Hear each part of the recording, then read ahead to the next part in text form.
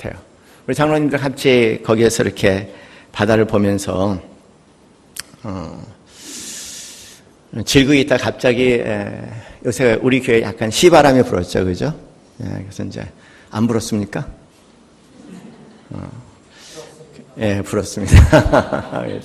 그 시가 떠오르더라고요. 이인생 선생님이 쓰신 시가 있어요. 그게 성산포에서라는 시에 거기에 절망이라는 그런 시 한 구절이 있습니다. 그 시가 그렇게 시작이 됩니다. 사람은 절망을 만든다. 동의하세요? 바다는 절망을 삼킨다. 여러분 바다 앞에 섰을 때 마음이 열리는 것, 털어지는 것 느끼시죠? 사람은 절망을 노래한다. 들어보면 다 절망의 노래들인 것 같아요. 바다는 절망을 듣는다. 산다는 것은 생각보다 만만치가 않은 것 같아요. 슬픈 일도 많이 일어나고 절망스러운 일도 참 많이 일어납니다. 뜻밖의 나에게 이런 일이 라고 생각할 수 있는 당황의 일도 참 많이 일어나지 않습니까? 살다 보면은 다 알 수도 없고 다 처음 살아보는 인생이어서 다 알 수도 없고 그리고 통제할 수도 없는 세상을 산다는 것은 슬픈 일인 것 같아요. 열심히 살다가 사랑하는 사람들 갑자기 상실하게 된 고통을 뭐라고 얘기해야 될까? 열심히 살지만 결국 남는 것이 없는 삶으로 돌아가는 그 허망함의 절망감을 뭐라고 표현해야 될까? 이상하게 열심히 살았지만 남는 것도 없는 것 같고 열심히 살았지만 왜 그렇게 살았는지 후회로 가득 차는 그런 인생은 성불에게 벅찹니다. 인생이라는 건 어떻게 보면 돌아온 탕자의 비유처럼 아버지품을 떠나서 젊음을 하면서 스스로 하나님인 척 자처하고 독립적으로 기고만장하게 살다가 큰 상실과 슬픔 가운데 그렇지 않으면 도저히 깨달을 수 없는 그런 하나님의 품 안에 다시 돌아오는 긴 우회의 과정이 아닐까 그런 생각을 하게 됩니다. 오늘 우리가 창세기 3장 9절부터 24절까지의 말씀을 함께 봉독했습니다. 이 말씀에 대해서 자세히 제 설명하고자 하는 의도는 없어요. 그러나 한 가지 저희 꼭 기억해야 할 것은 이 창세기 3장을 보실 때마다 여러 가지 신학적인 논박이라든가 왜 이런 생각하지 마시고 인류에 있는 사랑과 용서의 대서사시의 서막으로 여러분이 꼭 기억하셨으면 좋겠어요.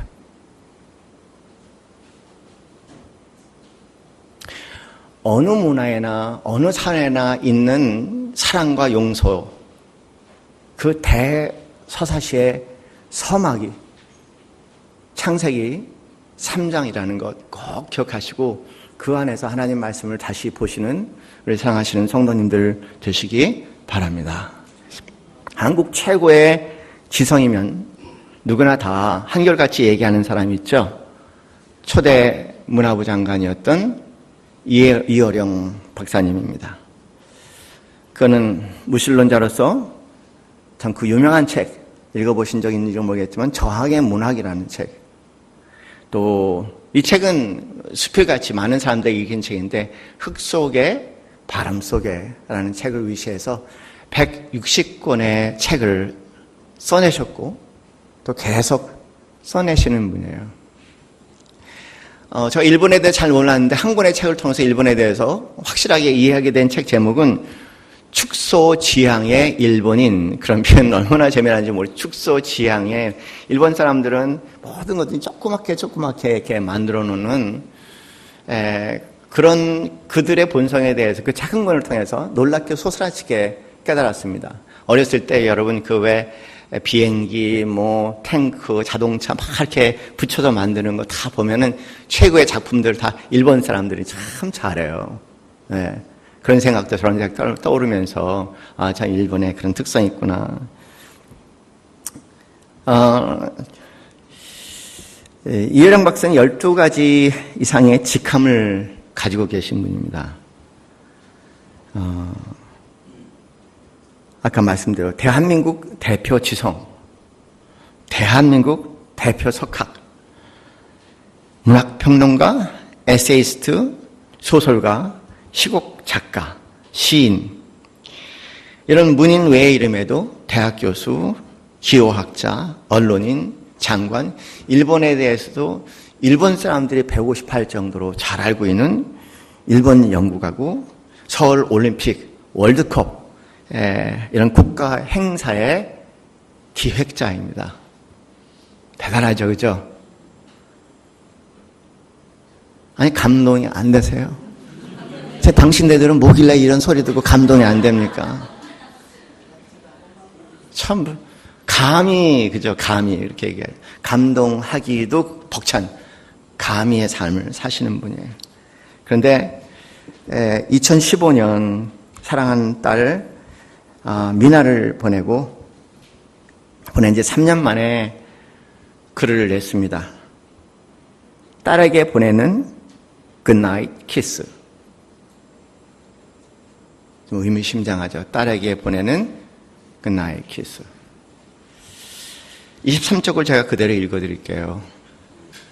만일 지금 나에게 그 30초의 시간이 주어진다면, 하나님 그런 기적을 베풀어 주신다면, 그래, 미나야, 딱 한 번이라도 좋다. 낡은 비디오 테이프를 되감듯이 그때 옛날로 돌아가자. 나는 그때처럼 글을 쓸 것이고, 너는 엄마가 사준 레이스 달린 하얀 잠옷을 입거라. 그리고 아주 힘차게 서재문을 열고 아빠 굿나잇 하고 외치는 거다. 약속한다. 이번에는 머뭇거리며 서 있지 않아도 된다. 나는 글 쓰던 펜을 내려놓고 읽다만 책장을 덮고 두 팔을 활짝 핀다. 너는 달려와 내 가슴에 안긴다. 내 키만큼 천장에 다다를 것만큼 널 높이 들어올리고 졸음이 온 너의 눈, 상기된 너의 밤에 굿나잇 키스를 하는 거다. 굿나잇 미나, 잘 자거라.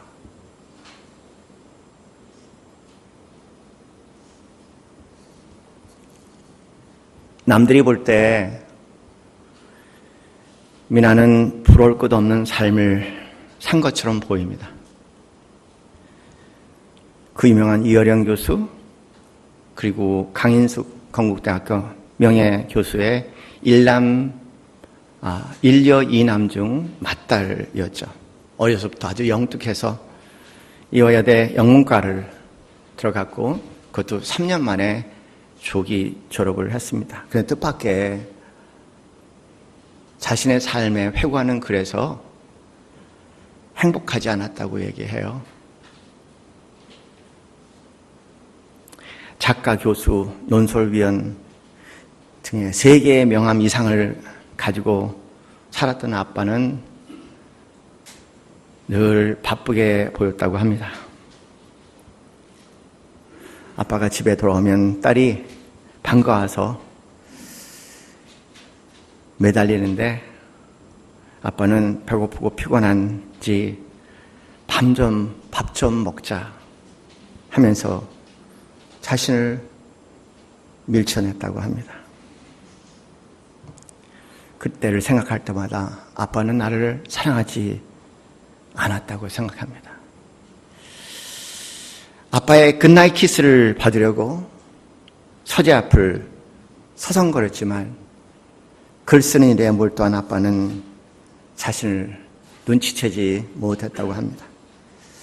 결국 그 아빠를 방해하고 싶지 않아서 서성거리다가 방으로 돌아가 침대에 얼굴을 묻고 울었던 시간들을 생각해 본다고 합니다.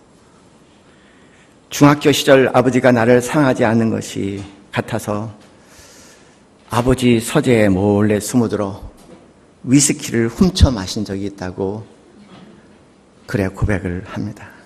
그러나 제일 힘든 것은 이효령의 딸로 사는 것이었대요. 그러느라고 진짜 한 번도 이민아의 삶을 살아본 적이 없는 젊은 시절이었다고 말합니다. 집안 망신 안 시키려고 공부 열심히 했고 주위 사람들이 칭찬하는 것 같지만 결국은 똑똑한 부모 두고 좋은 가정 덕분이라는 뒷소리를 씁쓸하게 들어야 했다고 얘기합니다. 나의 모든 성공은 그분들의 덕이라는 얘기를 들을 때마다 너무 슬펐다고 얘기합니다. 그분의 처음이자 마지막 책인 땅끝의 아이들에서 이민아 씨는 자신의 젊음을 이렇게 회고합니다. 오늘 눈을 감고 아침에 안 깼으면 좋겠다는 생각을 많이 했다. 내가 정말 살고 싶은 삶은 어딘가 딴 곳에 있고 정말 완전히 다른 사람들의 기대와 희망에 맞춰가면서 가상의 인간으로 살고 있는 듯한 회의에 빠져 내 젊음을 살았다고 회고합니다. 도대체 아버지 이효령은 어떤 사람이었을까? 그래서 이렇게 얘기합니다. 내가 아는 아버지 중 자기 일을 가장 사랑하는 사람이다. 어릴 때부터 나는 아버지가 참 좋았다. 존경스러운 게 아니라 그냥 좋았다. 일에 대한 무한한 열정이 있었고 돈을 많이 벌려고 일을 하신 적이 없다. 창조, 새로운 지식을 알고 배우는 것, 가르치는 것 마냥 즐거워했던 어린아이같이 사랑스러운 분이었다. 도대체 뭐가 문제일까요? 문제는 이민아 씨의 표현에 의하면 사랑에 대한 어른과 아이의 관점의 차이였다는 거예요.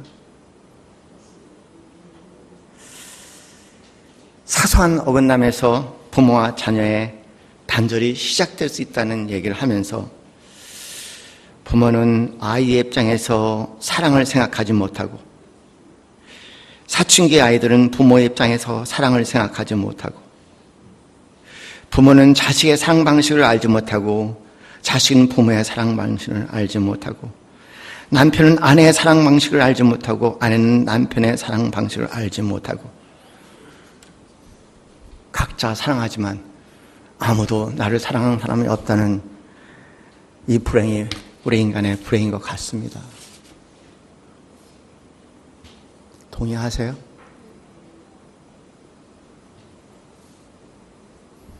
(1981년) 이화대학을 졸업하자마자 무명의 청년 김한길 사랑에 빠져서 부모의 극성스러운 반대에 불구하고 미국으로 떠납니다.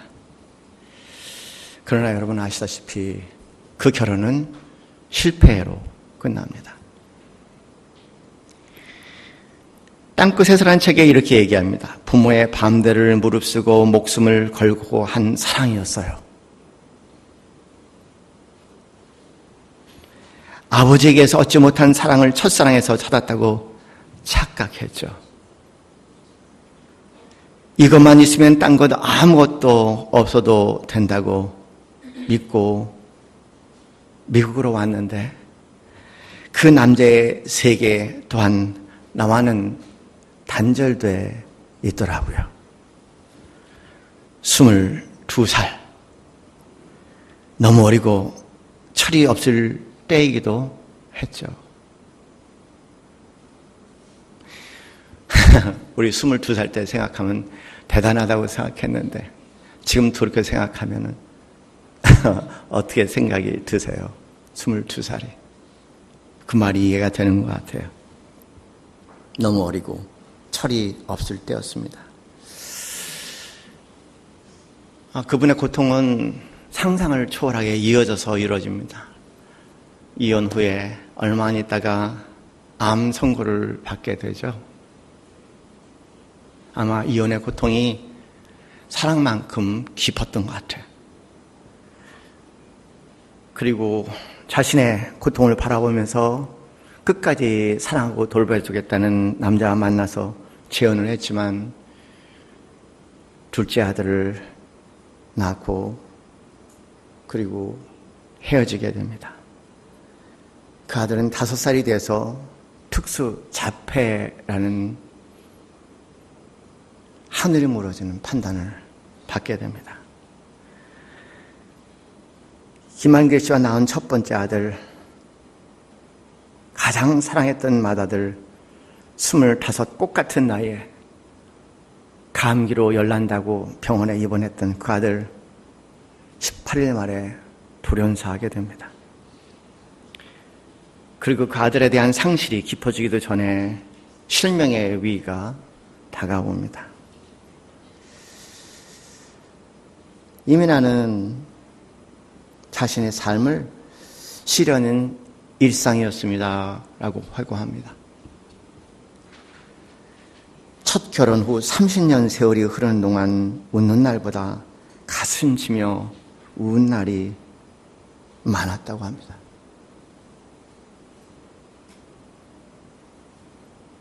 갑상선암이 재발되던 1996년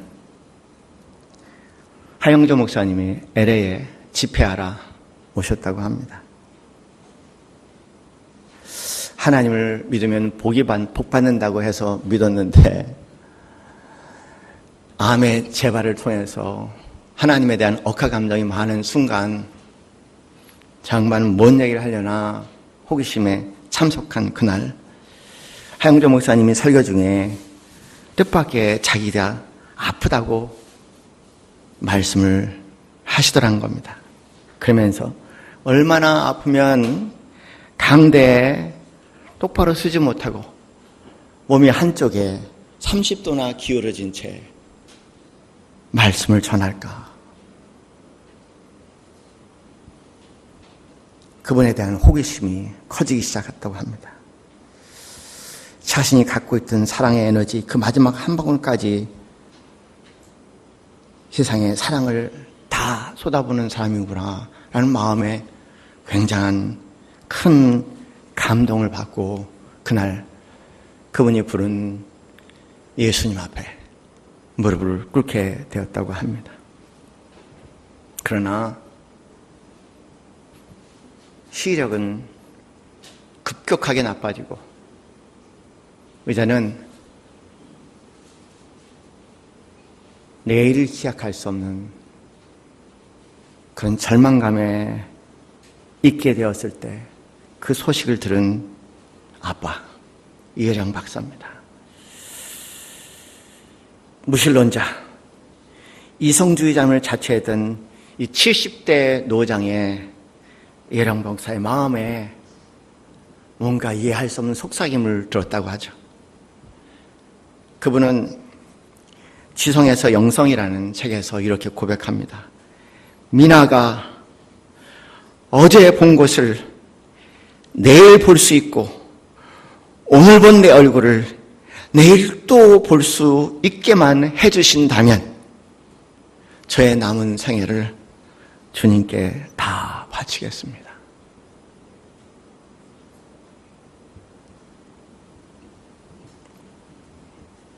자식의 고난 앞에서는 지성도 과학도 힘이 없는 걸까요?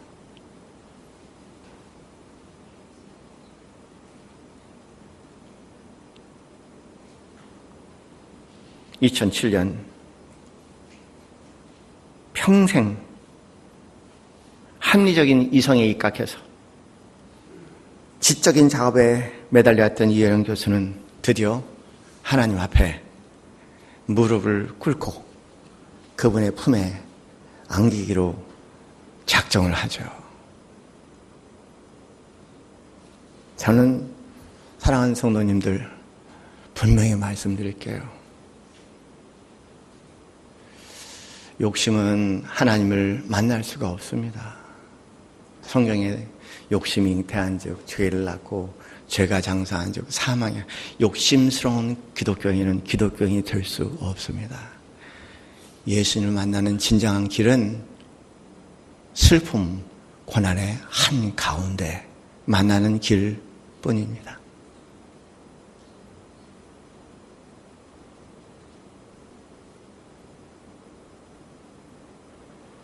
내심으로 너를 도저히 어떻게 할 수 없는 절망 가운데 있는 사람에게만 다가오는 하나님이라는 것을 늘 기억하고 그 하나님 붙잡고 살아야 할 것 같아요. 세상에서 얘기하는 이상한 복음, 사교성 복음, 우리 남서울 예수교회 성도들은 이제는 작별할 시간인 것 같아요.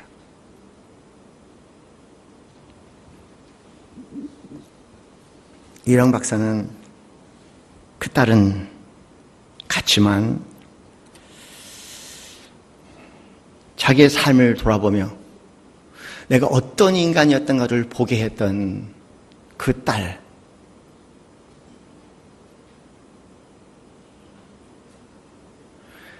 지성의 근자탑에서 지고만장했던 자신의 삶 가운데 뜻밖의 담겨있던 잔인함, 무지, 평생 그것을 그 딸이 아니면 깨달을 수 없는 것을 깨닫게 해준 딸에 대한 고마움과 그리고 그 안에 뜻밖의 다가오는 하나님의 말할 수 없는 용서와 사랑에 휩싸여서 자신의 삶을 하나님께 마지막 순간까지 다 내어드렸던 그 삶에 함께 동참하죠. 하나님의 용서와 사랑을 외치는 이 시대에 정말 광야 같은 이 시대에 세례 요한같이 살아가시는 삶을 살아가고 있습니다.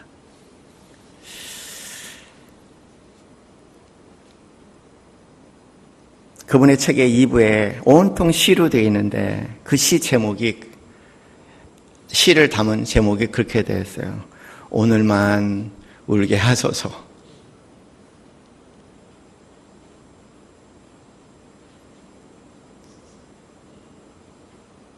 첫 번째 시는 살아있는 게 정말 미안하다.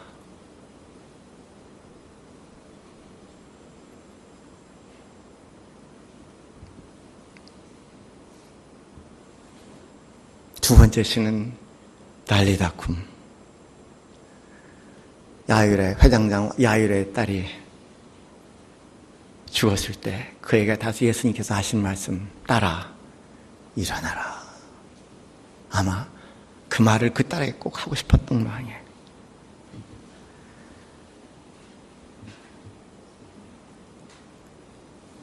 만우절에 거짓말이라도 믿고 싶었던 듯 세 번째 실은 만우절, 거짓말, 희망, 그런 뜻밖의 글을 쓰셨습니다. 그 한글 가운데 죽음은 그 무엇으로도 위로받을 수 없다는 듯 죽음에는 수사하기 없다란 그런 글도 쓰셨어요. 마지막 글에는 혹시 너인가 해서 그분의 글 마지막 부분을 이렇게 장식합니다. 세상 아버지들은 죽을 때까지 초짜를 떼지 못하는 초보 운전수일 수밖에 없는가 보다. 아버지들은 딸을 구한다고 믿고 있지만 사실은 딸이 아버지를 구하는 일이 더 많다. 심청이 아버지의 눈을 뜨게 한 것처럼 말이다. 얼마나 많은 딸들이 인당수에 빠져 목숨을 잃어야 눈먼 아버지들의 눈을 뜨게 될까? 그걸 알면 아버지들은 절대로 전쟁 같은 것, 남의 생명을 빼앗는 폭력 같은 것, 숲을 사막으로 만드는 환경을 파괴할 따위는 하지 않을 것이라고 생각한다. 오늘 우리는 초보 아담과 하와를 보고 있어요. 최초의 인간 아담과 하와, 최초로 인생을 살아보는 초보 아담과 하와. 모든 초보자들이 살아야 할 비극.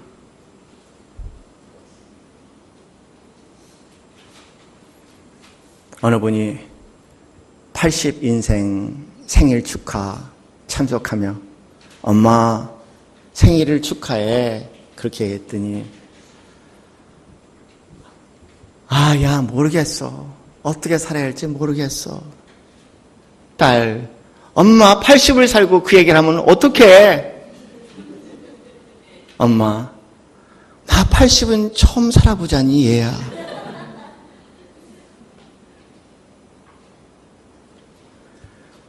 우리의 인생은 처음이자 마지막 살아보는 초보 인생입니다.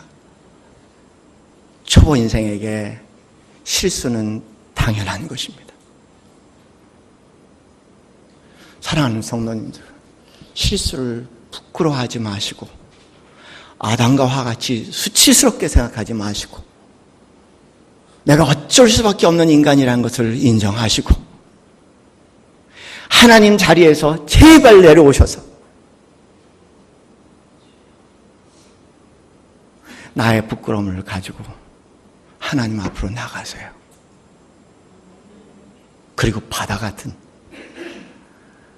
절망을 만들어내고 절망을 노래하는 나를 향해서 내 절망을 삼켜주면서 내 절망을 들어주시는 그 하나님의 말할 수 없는 대소사시 같은 용서와 사랑의 장에 이제는 여러분의 이야기를 써가시기 바랍니다.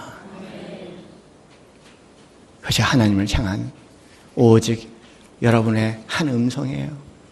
하나님이 세상을 이처럼 사랑하사 독생자를 주셨으니 이는 저를 믿는 자마다 멸망치 않고 영생을 얻게 하려 하심이라. 하나님이 여러분을 왜 사랑하십니까? 우리 이 찬송 같이 한번 해봤으면 좋겠어요. 우리 여러분 아마 나이 드신 분들은 익숙한 찬송일 거예요. 예수님 왜 날 사랑하나? 왜 나를 사랑한다고 생각하세요? 예수님 왜 나를 사랑한다고 생각하세요? 우리의 위대함 아니죠.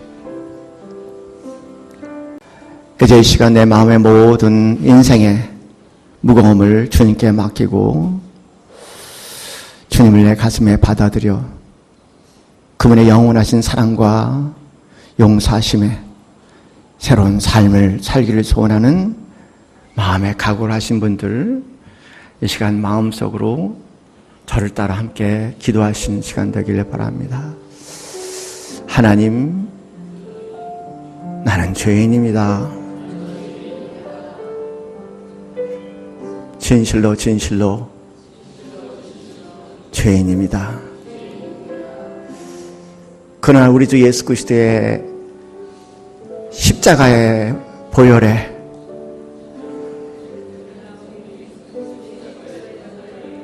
용기를 얻고 나옵니다. 내 죄를 대신 지시고 온 우주의 심판을 받으신 주님 앞에 나와 내 인생의 모든 죄를 내려놓습니다. 용서하여 주심을 믿습니다. 하나님의 말할 수 없는 사랑 퍼부으심을 믿습니다. 이제 새로운 인생 춤추게 하옵소서. 아름답고 복된 인생 살게 하옵소서. 감사합니다. 예수님 이름으로 기도했습니다. 아멘. 할렐루야. 하나님 아버지 감사합니다. 오늘 마음을 담아 입술로 고백한 영혼들과 함께하여 주시고 아버지 하나님 정죄가 들어올 때마다 우리 주 예수 그리스도의 보혈의 십자가의 공로가 내 안에 더 강하게 역사하게 하셔서 부끄러움과 수치가 아니로 하나님의 은혜를 경험하게 하시고 하나님의 사랑을 경험하게 하시고 그 안에 어두운 마음이 아니라 춤추는 마음으로 환원시켜 주시고 내 마음의 병과 육신의 병과 영혼의 병과 관계의 병과 인생의 병을 완전히 치료해 주시는 큰 은혜가 있게 하여 주시옵소서. 이제는 우리 주 예수 그리스도의 그 크신 은혜와 하나님 아버지의 지극하신 사랑과 성령님의 교통 교감하심이 오늘 나의 고백에 따라 하나님을 믿고 하나님 따라 살기 소원하는 이 자리의 모든 성도님들 머리 위에 지금부터 영원까지 함께 있기를 축원하옵나이다. 아멘.